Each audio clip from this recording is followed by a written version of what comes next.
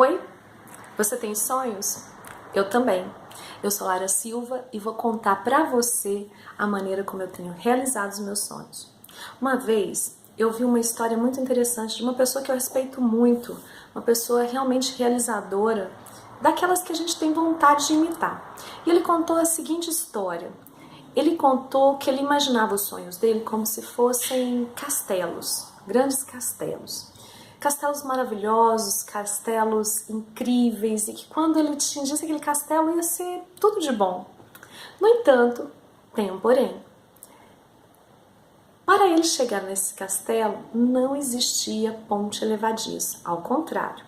Existia sim um poço cheio de perigos, perigos até inimagináveis, dragões, crocodilos, criaturas misteriosas e coisas muito mais difíceis dele conseguir imaginar, mas que para realizar o sonho valia a pena enfrentar. Claro que existiam algumas coisas que de repente pudessem ajudar ele na travessia, como um pedaço de madeira flutuante, enfim, existiam alguns recursos ali, mas ele sabia que os desafios eram muito grandes.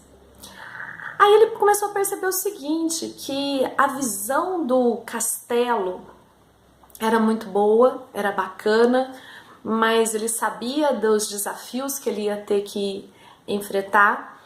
E ele percebeu que de repente ele estava caindo em algo que hoje em dia é chamado de procrastinação. No tempo dos meus avós, isso era chamado preguiça, né? Aquela preguiça, aquela vontade de ficar na zona de conforto, aquela vontade de deixar para depois aquilo que eu podia fazer agora. E aí ele percebeu que ele precisava vencer essa procrastinação. E qual foi a ideia dele? Ele começou a imaginar. Então ele usou um recurso da imaginação. Ele falou assim, bom, eu vou imaginar que existem cães correndo atrás de mim, cães sedentos de violência, cães com aqueles dentões babando de vontade de me pegar e de me estraçalhar. E ele tinha muito medo dos cães, né? Então ele iria correr em direção ao sonho dele e aí ia conseguir vencer a procrastinação. Os cães pode ser alguma pessoa que, por exemplo, falou mal de você e você quer provar para ela que você tem valor, ou poderia ser alguma coisa negativa que você queira fugir daquilo. Bem, mas de qualquer modo, naquela imagem de castelo, de poço, de cães, eu imaginei como seria a minha cara.